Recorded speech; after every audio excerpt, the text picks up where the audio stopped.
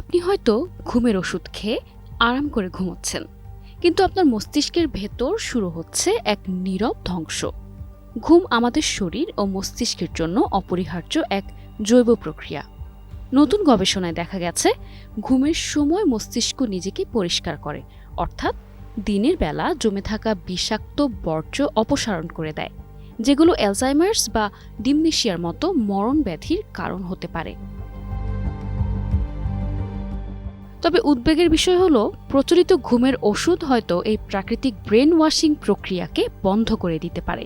আপনি যতই গভীর ঘুমে থাকুন না কেন, মস্তিষ্কের ভেতরে জমে যাচ্ছে অ্যামলয়েড বিটা বা টাউ প্রোটিন, যা ধীরে ধীরে স্মৃতি, বুদ্ধিমত্তা ও সিদ্ধান্ত নেয়ার ক্ষমতা ধ্বংস করে দিতে পারে।